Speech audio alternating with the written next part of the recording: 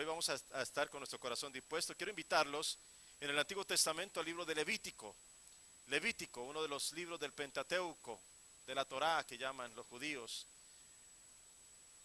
El capítulo 10 del libro de Levítico, los versículos del 1 al 3 en el Antiguo Testamento. En el Nuevo Testamento, Hechos capítulo 2, versículos 1 al 4. Así que recuerden bien, y quiero pedirle, he estado pidiéndole al Señor, por supuesto, que nos ayude a encontrar el contraste que nos presentan estos dos pasajes de la Escritura. Levítico 10, los primeros 3 versículos, Hechos capítulo 2, los primeros 4 versículos, y lo que implica para nosotros como un pueblo que anhela experimentar de continuo el fuego divino, la presencia del Señor, la gloria de Dios sobre nosotros. Así que vamos a pedirle al Señor esta mañana de una manera muy especial que podamos encontrar no solamente el contraste que se vive entre estos dos pasajes de la Escritura, sino especialmente en nuestro corazón cómo podemos entender y pedir que el Señor se manifieste en nuestras vidas. Levíticos capítulo 10, versículos del 1 al 3, la palabra del Señor dice de la siguiente manera: Nadab y Abiú, hijos de Aarón, tomaron cada uno su incensario y pusieron en ellos fuego, sobre el cual pusieron incienso y ofrecieron delante de Jehová fuego extraño que él nunca les mandó. Y salió fuego de delante de Jehová y los quemó, y murieron delante de Jehová. Entonces dijo Moisés a Aarón: esto es lo que habló Jehová diciendo: en los que a mí se acercan me santificaré, y en presencia de todo el pueblo seré glorificado. Y Aarón cayó. Hechos capítulo 2, versículos del 1 al 4. Cuando llegó el día de Pentecostés, estaban todos unánimes juntos. Y de repente vino del cielo un estruendo como de un viento recio que soplaba, el cual llenó toda la casa donde estaban sentados. Y se les aparecieron lenguas repartidas como de fuego, asentándose sobre cada uno de ellos, y fueron todos llenos del Espíritu Santo, y comenzaron a hablar en otras lenguas, según el Espíritu les daba que hablasen. Aleluya. Padre, te damos gracias esta mañana. Y de nuevo al venir delante de tu presencia, reconocemos, mi Dios, tu grandeza, tu santidad. Especialmente esta mañana, queremos clamar a ti, mi Dios, que nos ayudes a entender lo que es genuino de lo que no lo es, lo que es santo y lo que es profano, lo que te agrada y lo que no te agrada, lo que tú recibes y lo que tú rechazas, lo que es bueno a tus ojos y lo que es malo a tus ojos. Enséñanos, Señor, a discernir y a poder entender, Señor, esta mañana que a través de tu palabra tú quieres, Señor, que nosotros nos unamos a una visión similar a la que tú tienes, para que cuando vengamos a un lugar como este, no vengamos con un fuego extraño. Por el contrario, estemos dispuestos a la llenura del Espíritu Santo sobre nuestras vidas. Sí, Señor, te damos la gloria esta mañana y sabemos que tu palabra hablará y transformará nuestras vidas, porque tú la has enviado para eso. En el nombre de Cristo Jesús. Amén, amén y amén. Piensa esto por un momento. ¿Recuerdas cuando el sumo sacerdote entraba al lugar santísimo una vez al año? Entraba al tabernáculo, entraba a aquel lugar el día de la expiación, un día, indudablemente el día más importante para el pueblo judío, cuando por fin en aquel día podían expiar sus pecados, podían ir con sus sacrificios a aquel lugar y ofrecían estos animales puros, perfectos, y después de los sacrificios que se hacían en el altar, en la parte de afuera, luego entraba el sumo sacerdote y ministraban allí antes en el lugar santo, pero luego solamente el sumo sacerdote entraba al lugar santísimo donde se manifestaba la gloria de Dios. Pero recuerdan ustedes que el sumo sacerdote tenía que entrar en un estado de pureza total, una consagración absoluta. Si no estaba de esa manera, si no había una consagración, si no había una pureza para que él entrara al lugar de la manifestación de la gloria divina, moría. Allí caía muerto. Y entonces lo sacaban con una cuerda que antes le habían atado a uno de sus piernas, y lo sacaban de allí para que luego entrara otro. Es decir, que Esto no era cualquier cosa, el llegar a la presencia de Dios, el llegar a ese lugar santísimo, el mirar cómo allí se iba a manifestar la gloria de Dios sobre el propiciatorio en el arca del pacto, era algo realmente impresionante. Y mi pensamiento y la pregunta es, imagínense ustedes cómo se sentiría este hombre en la mañana de aquel día. ¿Cómo se sentiría? Imagínense que todos los demás sacerdotes lo rodeaban y toda la noche no lo dejaban ni siquiera dormir, porque de pronto en medio del sueño tendría algún mal pensamiento. Tenía que entrar en un estado de pureza impresionante. Y yo pienso, wow, ¿cómo estaría ese hombre esa mañana? ¿Qué pasaría por su mente antes de entrar a aquel lugar? Podría estar pensando, puede ser mi último momento. Es posible que a causa de mi impureza, cualquier cosa que no esté clara delante de Dios, aquí caiga. Y entonces sea consumido por esa gloria. Ahora, la inquietud para nosotros es, cada semana cuando nosotros nos reunimos como pueblo de Dios en este lugar, aseguramos sin reserva que la presencia del Señor está en medio de nosotros. Y no solamente eso, pedimos que baje el fuego y que su gloria nos inunde, ¿sí o no? ¿Lo pedimos o no lo pedimos? Bueno, nadie lo pide aquí. Parece que nadie. Pero imaginémonos que Dios respondiera ese pedido y que cada persona que llegara a un lugar como este, escuchen muy bien, que cada persona que llegara a un lugar como este de manera descuidada, sin cuidar su testimonio, sin valorar la gloria de Dios, sin anhelo de alabarle, sin deseo de consagrarse, sin propósito de cambiar su vida para mejorar, cayera muerta en el instante en que entrara a este lugar. Ya no quedaríamos ninguno. Ya nadie quisiera venir, porque podría caer fulminado por la gloria que tanto estamos pidiendo. Cuando yo leo estos pasajes de la Escritura, donde se ve una manifestación del cielo tan llena de poder, inmediatamente viene una pregunta a mi mente que creo que todos deberíamos hacernos. ¿Qué es en realidad lo que le agrada al Señor? ¿Estaremos haciendo algo que es para su honra y para su gloria? Cuando nos reunimos, al final de toda la reunión, el nombre de nuestro Dios es glorificado. O simplemente estamos buscando una autosatisfacción. O simplemente estamos buscando llenar alguna parte de nuestros vacíos interiores, pero sin que en realidad anhelemos satisfacerlo a Él y anhelemos que su gloria sea real en medio de nosotros. Esto no es algo tan simple. Deberíamos nosotros meditar un poco más en esto, porque imaginémonos que en cada reunión que se hace en las iglesias se tengan buenas intenciones, pero a la larga no haya una glorificación en el nombre de nuestro Señor. Entonces, ¿qué sentido tendría todo esto? ¿Para qué? ¿Para qué reunirnos, hermanos? ¿Para qué hacer algo que solamente satisface al hombre, pero no a Dios? ¿Para qué hacer algo que solamente nos llena a nosotros temporalmente, pero después no tiene ningún sentido en nuestra vida, no nos transforma, no nos cambia, no nos ayuda a crecer espiritualmente? Nada. No son preguntas sencillas, porque son preguntas que exigen una respuesta clara de parte de la iglesia.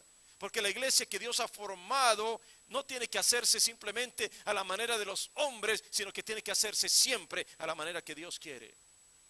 Al leer el libro de Levítico, ustedes se dan cuenta que hay un propósito clarísimo en el libro de Levítico cuando el Señor está dando la ley, y el propósito claro es: mi pueblo tiene que ser un pueblo santo.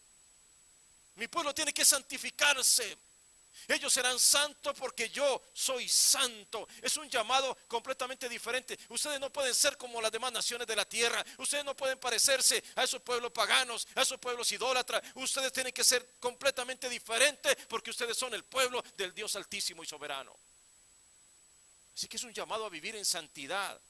Es un llamado a vivir una vida extraordinaria en el Señor. Para lograrlo, el pueblo necesitaba vivir en obediencia delante del Señor a través de las leyes que Él mismo les estaba declarando. Ustedes se dan cuenta que en el mundo que vivimos hoy en día es cada vez más difícil reconocer lo recto de lo que no lo es, lo bueno de lo que no lo es. Por eso se hace tan complicado, incluso para la juventud, alinear su vida de acuerdo a lo que el Señor dice, porque de acuerdo a la sociedad, de acuerdo a lo que la gente dice, hoy en día se le llama bueno a lo que es malo y malo a lo que es bueno. Se hace complicadísimo ahora. Y no estoy exagerando, mis queridos hermanos. Hoy en día se enseñan toda clase de filosofía por toda parte que aparentemente suenan bien, pero su destino es destino de muerte. Así de claro. Y muchos se dejan engañar. La palabra santidad se volvió una palabra extraña hoy en día en el vocabulario del mundo de hoy. Ahora, piensen ustedes esto. Nadab y Abiú, que fueron los hijos de Aarón, Ellos no eran simplemente chamanes o brujos o vendedores de aceite de serpientes que se infiltraron en aquel campamento de los israelitas para ir a difundir supersticiones o cosas extrañas. No, ellos eran hombres justos. Ellos eran hombres respetables, eran líderes espirituales piadosos de todo el pueblo. Eran sacerdotes de Dios. No se trataba de levitas simplemente mediocres. Nada, era heredero de la posición de sumo sacerdote. Él estaba en la línea después de Aarón. Él era el que iba a sucederlo a él cuando Aarón muriera, y él entraba como el sumo sacerdote, y luego estaba viudo. Y Moisés era su tío. Los nombres de ellos encabezan la lista de los príncipes de los hijos de Israel. Aparte de su padre Aarón, ellos son los únicos mencionados por nombre. La primera vez que las escrituras hablan de los 70 varones de los ancianos de Israel, el grupo de líderes que compartía la supervisión espiritual de la nación hebrea. Ahora, las escrituras lo presentan entonces no como personas malas que querían hacer cosas equivocadas. Todo lo contrario, estos hombres se acercaron en el monte cuando el Señor se estaba manifestando a Moisés, y fueron los únicos que pudieron estar allí cerca de la montaña. Y en aquel día, cuando el Señor se manifestó y hubo relámpagos y hubo toda clase de cosas tremendas allí en la montaña, ellos estaban cercanos al Señor. Así que estamos hablando de personas piadosas, de líderes espirituales confiables, de fieles siervos, de jóvenes de renombre. Pero cuando ellos quisieron acercarse al altar de Dios, al cual tenían derecho, lo que hicieron fue que llenaron sus incensarios con fuego de su propia creación, o simplemente con el carbón de alguna fogata del campamento de Israel. Y no se dice exactamente de dónde la obtuvieron. El punto es que utilizaron un fuego distinto al que Dios mismo había encendido. Y su ofensa puede parecer hoy en día insignificante, y podríamos decir, pero ¿cómo es posible que por algo tan insignificante estos hombres hubieran muerto delante de todos los demás? Porque lo vemos así hoy en día. El punto crucial, mis queridos hermanos, fue acercarse a Dios de una manera descuidada e inapropiada, sin el respeto que nuestro Dios se merece. Ellos no lo trataban como santo ni exaltaron su nombre delante de la gente. La respuesta del Señor fue inmediata, rápida y mortal. El fuego extraño encendió las llamas del juicio divino y fueron incinerados delante de todos los demás. Pero para poder entender esto tenemos que ir un poco atrás. En el capítulo 9, en el capítulo anterior, Aarón como sumo sacerdote había ofrecido un sacrificio de acuerdo con el mandato que Dios había dado. El versículo 6 de ese capítulo dice Moisés: esto es lo que mandó el Señor, hacedlo y entonces la gloria del Señor se aparecerá. Así que ya había una forma específica. Aarón hizo exactamente lo que se le había mandado hacer, y de acuerdo a lo que Moisés había dicho, la respuesta del Señor fue así. Dice el versículo 24 que salió fuego de delante del Señor, consumió el holocausto con la grosura sobre el altar, y finalmente todos se postraron y adoraron a Dios. Pero luego, cuando vienen los hijos de Aarón y ponen un fuego extraño en el altar, la misma gloria que se apareció primero y que consumió el holocausto, ahora se aparece y los consume a ellos. Muy importante que nosotros podamos entender esto. Mis queridos hermanos, aunque el mundo diga lo contrario, aunque la sociedad nos dicte cualquier cosa, Dios no ha dejado de ser glorioso, santo, lleno de majestad y de poder. Es el mismo Dios. Él sigue siendo el mismo. Su fuego consume, su fuego arrasa con el pecado y con todo lo que no esté de acuerdo con la santidad de su presencia. Recordamos nosotros el pasaje de Elías en el monte Carmelo. Un episodio donde el fuego de Dios descendió. Escuchen bien, aquí es algo muy importante, mis queridos hermanos, porque Elías no fue a encender el fuego él mismo. Él no dijo: yo voy a encender el fuego y tú bendícelo. No. Aquí Elías solamente puso el holocausto, pero el Señor envió el fuego del cielo que consumió todo. Elías sabía algo que nosotros tenemos que saber: el culto al Señor no puede ser simplemente una mezcla de idolatría, de cuestiones paganas o de formas del mundo. El culto al Señor siempre tiene que ser sagrado, santo, porque es la unidad perfecta entre un Dios que ama a su iglesia y una iglesia que honra, reconoce, respeta y alaba siempre a Dios. Hoy en día el pueblo de aquel entonces más bien se parece mucho al de hoy en día. Vemos tantas formas humanas, mezclas, entretenimiento, atracción a los sentidos, búsqueda de emociones, búsqueda de satisfacción, combinado con adoración a Dios. Y Elías se ofende. ¿Cómo podemos adorar a Dios, a un Dios tan santo, de esa manera? Y recordamos nosotros que los 450 profetas de Baal estuvieron todo el día haciendo un montón de cosas, gritando, saltando, cortándose, buscando respuestas de Baal. Finalmente, cuando el profeta se acerca al Señor, le dice: Jehová, Dios de Abraham, de Isaac y de Israel, que se sepa hoy que tú eres Dios en Israel y que yo soy tu servidor y que por orden tuya he ejecutado todas estas cosas. Respóndeme, Señor, y que todo este pueblo sepa que tú eres Dios que convierte sus corazones.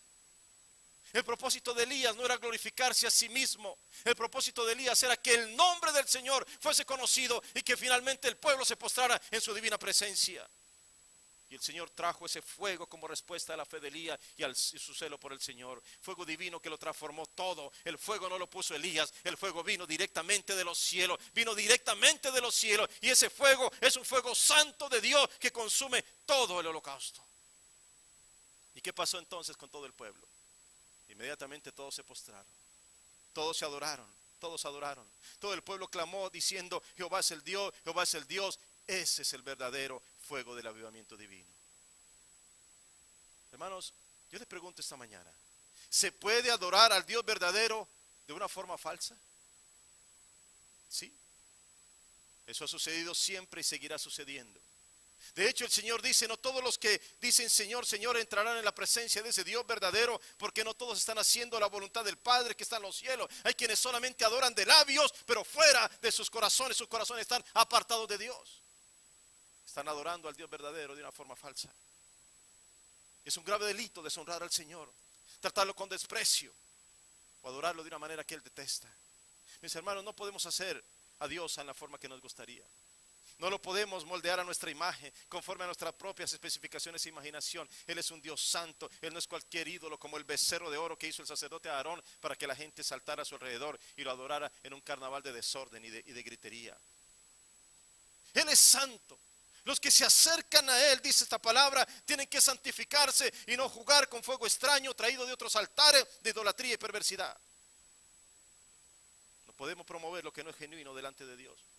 Lo que anhelamos con todo nuestro corazón es que cuando los ojos del Señor recorran este lugar, encuentre corazones dispuestos para Él, y entonces recibiremos su favor y su respaldo, tal como dice la Escritura.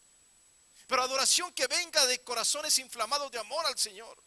Oraciones de intercesión de hombres y mujeres que claman honestamente delante del altar y no se sueltan de Él. Palabra que no sea contaminada, amor entre unos y otros que sea verdadero y genuino. Conversiones que no sean solamente de labios. Honra al Señor que venga no de la boca para afuera, sino de un corazón que no se aparta de Él. Búsqueda real de una vida de santidad y de consagración en su presencia. ¿Saben qué significa la palabra consagración? Hacer algo sagrado. Nosotros mismos tenemos que consagrarnos. Nosotros tenemos que buscar la consagración de nuestra familia, la consagración de nuestra iglesia, la consagración de nuestras comunidades, la consagración de nuestros países.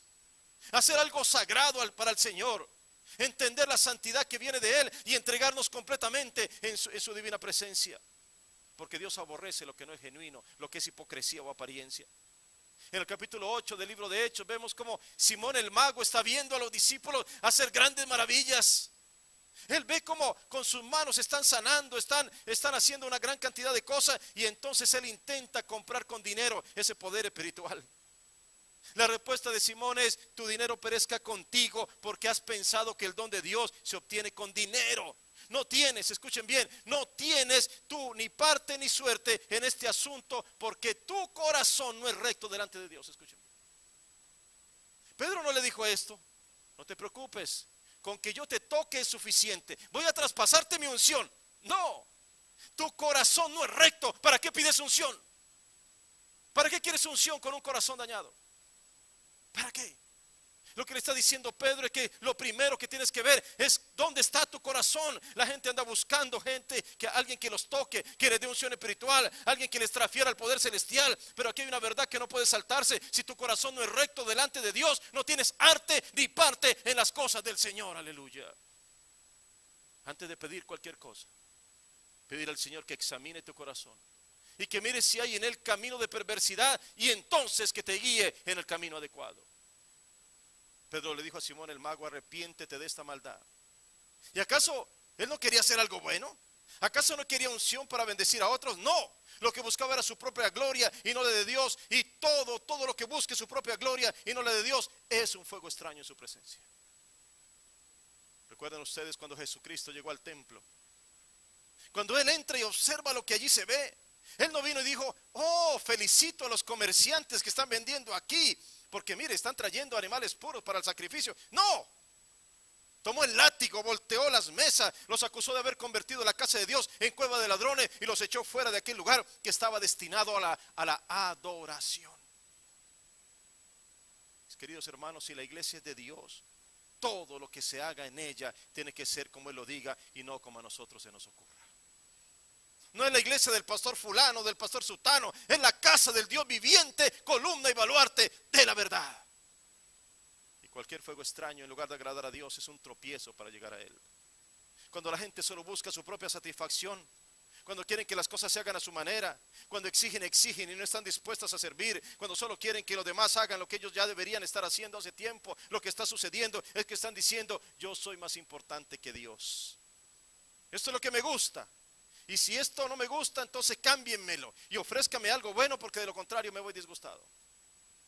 La casa de Dios, hermanos, es un lugar donde todos tenemos que venir a adorarlo a Él, no adorarnos a nosotros mismos, no adorar nuestra comodidad, no adorar nuestra satisfacción, no, adorémoslo a Él, adorémoslo a Él. Él es el único digno de adoración y de honra, solo Él es el digno, aleluya. Hoy en día nadie se muere al instante por presentar algo incorrecto delante del altar de Dios. Estos hombres estaban ofreciendo algo que a los ojos de los demás era aceptable. Ellos no se propusieron ofender a Dios, ellos querían honrarlo. La respuesta de Dios fue tremenda, no fue una simple exhortación. El Señor no vino simplemente con un regaño, no vino a llamarle la atención y le dijo: no, la próxima vez háganlo bien. No, los consumió con fuego del cielo, los calcinó en presencia de todo el pueblo. Wow. Imagínense, mis hermanos, que hoy en día sucediera algo así. Te vas para la iglesia a adorar a Dios y ya no regresas. Y cuando preguntan en tu casa: ¿qué pasó con mi familiar? Lo calcinó el Señor. Ofreció un fuego extraño. ¿Cómo? Se incendió la ira de Dios porque vino a hacer algo que el Señor no quería. Y la respuesta de Dios fue consumirlo delante de toda la congregación. ¿Y qué hicieron los demás? ¿Se consagraron entonces a Dios con mayor intensidad? No, mejor no volvieron, porque si no serían los próximos en la lista de calcinados. Mis hermanos, el mismo Dios que consumió con fuego a Nadab y Abiú fue el mismo que entró al templo con furor y sacó de allí lo que no era santo. Y saben que una cosa, mis hermanos, a mí no me importa si este lugar entre semana es un lugar de reuniones, de fiestas, de clases, de karate, de danzas. Lo que me importa es qué hacemos aquí cuando nos reunimos, la congregación de los santos. ¿Qué estamos haciendo aquí esta mañana? ¿Qué hacemos cuando la primera oración se hace y se da apertura a este mover de Dios? Cuando las primeras notas de la alabanza se empiezan a interpretar y aún la gente sigue entretenida por los corredores. Siguen saliendo y entrando como si la presencia de Dios no fuera un fuego consumidor. No es que merezca respeto el lugar, lo que merece el respeto es su presencia, es su gloria, es su mover, es la unción espiritual que se despliega en este lugar cuando personas se reúnen para tomar las decisiones más importantes de sus vidas. Porque la iglesia no es entretenimiento, la iglesia es un lugar de consagración. La iglesia no es para que la gente se sienta bien o no. La iglesia es para que nuestro Dios sea glorificado. La iglesia no es para que tú la evalúes por lo que está pasando, porque lo que está sucediendo es que mientras oramos y alabamos al Señor, es el mismo Dios quien está evaluando tu corazón. Dijimos esta semana que de alguna manera todos nosotros como hijos de Dios hoy en día somos milagros andantes. Somos como ese Isaac que nació por el poder de Dios. Somos aquellos por los cuales no se daba nada, y sin embargo por el poder y la misericordia del Señor ahora somos hijos de la promesa. Somos el pueblo que ha sido redimido y que camina de la mano de un Dios santo. No nos reunimos para criticarnos unos a otros o para señalarnos. Nos reunimos porque hubo alguien que cumplió un pacto, que juró por sí mismo, y ese pacto escrito ahora con la sangre de Cristo se ha hecho realidad en ti, renovando tu corazón y colocando un espíritu nuevo dentro de ti que clama por más y más y más adoración al Dios altísimo y soberano. Y nos parece muy severo que Dios hubiera consumido a estos dos hombres. Nos parece demasiado extremo. Nos parece demasiado que personas se hubieran muerto simplemente porque dijeron que habían vendido una propiedad y que iban a entregar todo en el templo, pero no lo dieron. Pero mis queridos hermanos, esto nos parece demasiado simplemente porque le hemos quitado el carácter de lo sagrado a todo lo que pertenece al Señor. Tenemos que entender esto. Tenemos que entender la verdadera dimensión de lo que nosotros venimos a hacer aquí. Porque si entendemos la real dimensión de la santidad de Dios, vamos a terminar todos hincados delante de su presencia, postrados delante del Señor, diciéndole: gracias, Señor, porque de no ser por tu misericordia ya hubiéramos sido consumidos también. Todos. El mismo fuego que encendió el sacrificio agradable a Dios fue el mismo fuego que calcinó a los hijos de Aarón. Y es el mismo fuego que pedimos. Es el mismo fuego que cantamos y decimos: Señor, que venga el fuego. Que venga el fuego. Cuidado con lo que pides. Cuidado. Porque no sabes si ese fuego que descienda del cielo te va a consumir. No sabes. No, el Señor conoce tu corazón. Lo que estás pidiendo, mi querido hermano, tiene que ser de acuerdo a lo que el Señor nos da, lo que es el fruto espiritual, porque cuando viene directamente del cielo, produce algo diferente. No produce algún tipo de éxtasis extraño, lo que produce es amor, gozo, paz, paciencia, benignidad, bondad, fe, mansedumbre y templanza. Se ha perdido el temor reverente hacia las cosas de Dios. Se ha perdido ese carácter de lo sagrado. Ya no somos nosotros los que tratamos de santificarnos. Ahora lo que hacemos es que tratamos de bajar a Dios de su lugar de santidad para acomodarlo a nuestro gusto. Hagamos a Dios a nuestra imagen y semejanza. Pero la Biblia nos dice y nos invita todos los días a que podamos discernir entre lo santo y lo profano, entre lo inmundo y lo limpio, para que el pueblo pueda conocer lo que Dios ha declarado en realidad. ¿Sabe qué es lo que tenemos, hermano? El gran problema de la iglesia en todas partes: falta de discernimiento, incapacidad para discernir lo que viene de Dios y lo que no es de Él. Nos dejamos arrastrar por muchas cosas, por el sensacionalismo, por lo carismático de alguien. Nos dejamos simplemente llevar porque es la última moda, porque esto es lo espiritual ahora, porque hay una nueva revelación, porque hay algo diferente, porque hay alguien que se inventó algo, porque hay algo que viene aparentemente de los cielos, mis queridos hermanos, pero no viene de Dios. Nos dejamos arrastrar por ese tipo de cosas. No tenemos discernimiento en las cosas del Señor. La verdad fue proclamada directamente por Dios y está al alcance de tu mano a través de esta sagrada escritura. Y Dios nos regaló su revelación para que podamos entender lo que viene de Él y podamos rechazar lo que no viene de Él. Así que tu punto de mira nunca puede ser con lo que piensan o opinan los demás. Tiene que ser con lo que diga Dios. Si tú te comparas con los demás, puedes decir: yo soy muy santo, no tengo problema. Pero si te comparas con Dios, ¿qué podrás decir? Y tengo que citar de nuevo Efesios 1, del cual hemos estado hablando durante tantos días en las últimas semanas, pidiéndole al Señor que nos dé espíritu de sabiduría y de revelación en el conocimiento de Él, que alumbre los ojos de nuestro entendimiento para que podamos descubrir la esperanza a la cual hemos sido llamados, las riquezas de la gloria de su herencia en los santos y la supereminente grandeza del poder de Dios para con nosotros, el cual obró en Jesucristo, levantándolo de los muertos y sentándolo a la diestra del Padre en los lugares celestiales. Escuchen bien: sabiduría de Dios, revelación divina, ojos abiertos al entendimiento de las cosas celestiales. ¿O será que de pronto seguimos como Nadab y Abiú ofreciendo fuego extraño en el altar, fuego que Dios nunca nos mandó, fuego que Dios no reconoce, fuego que Dios no acepta, fuego que Dios no confirma, fuego que Dios aborrece?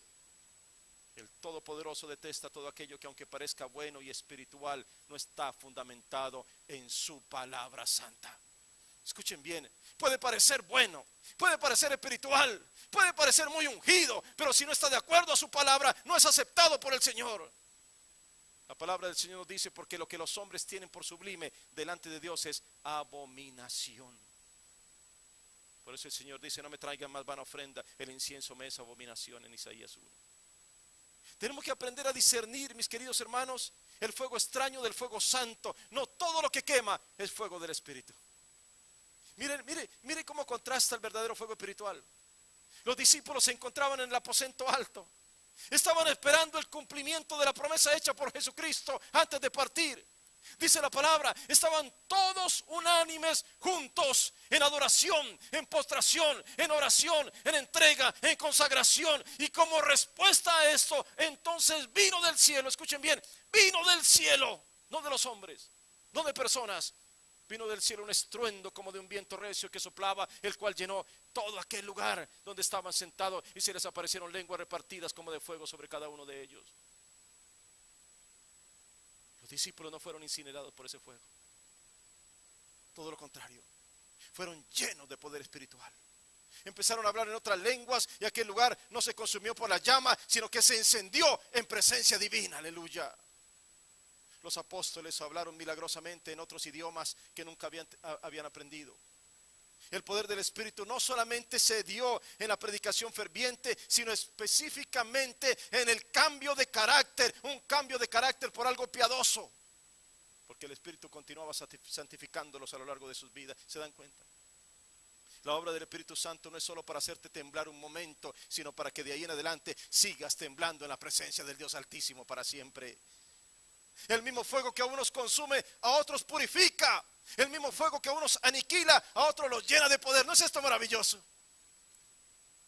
En el tiempo de Moisés y Aarón se ofrecían sacrificios que tenían que ser perfectos. Pero escúcheme bien, ahora el Señor nos dice que presentemos nuestros cuerpos, nosotros mismos, como sacrificio santo, agradable a Dios, que es nuestro culto racional. ¿Te das cuenta? ¿Qué pasará entonces cuando nos presentemos delante de Dios? ¿Qué pasará? ¿Se agradará al Señor de lo que le estás presentando?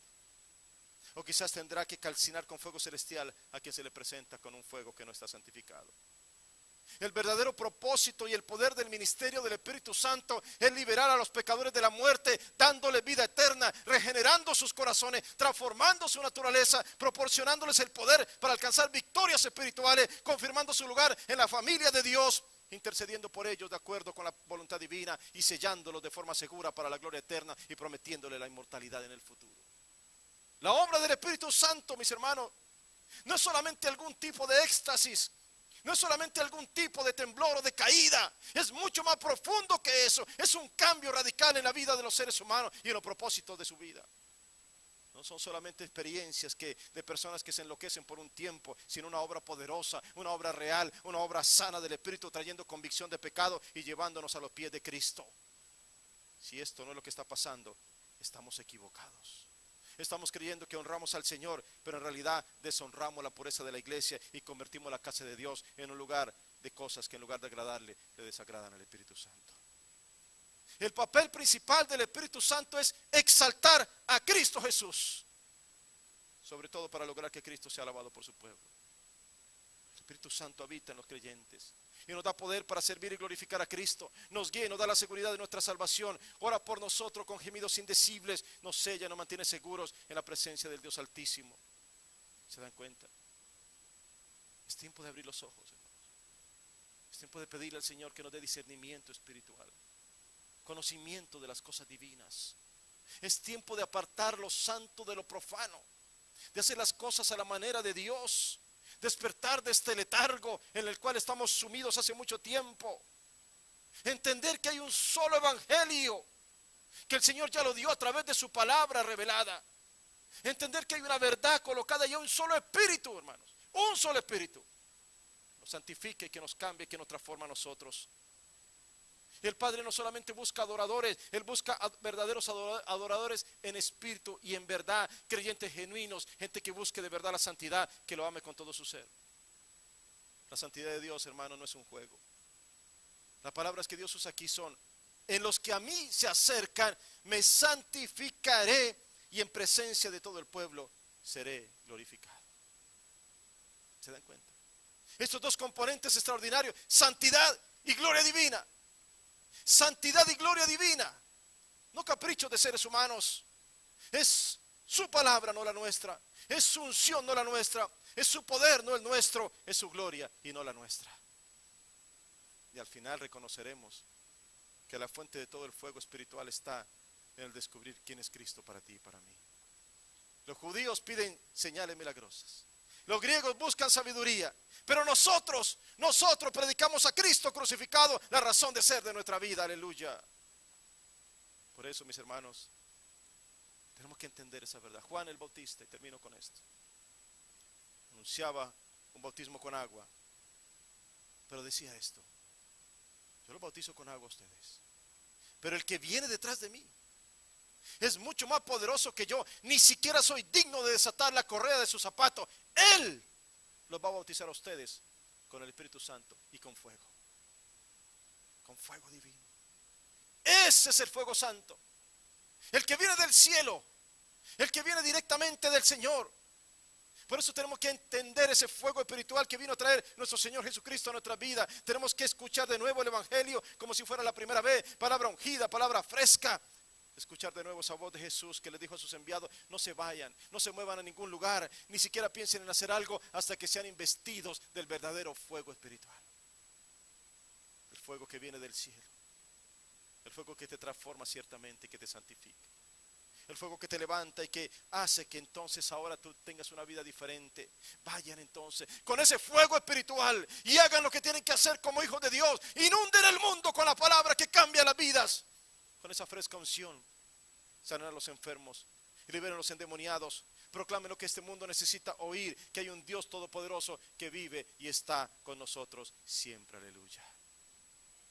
Mis hermanos, Él es quien envía el fuego purificador. Pero el fuego purificador va a ser para limpiar nuestras vidas. Si pedimos fuego en esta mañana, que sea para purificarnos, que sea para limpiar nuestra vida. Porque este día es un día en el cual el Señor nos está llamando a la santidad. Es un día para buscar el verdadero fuego santo que viene de los cielos. Ponte de pie esta mañana.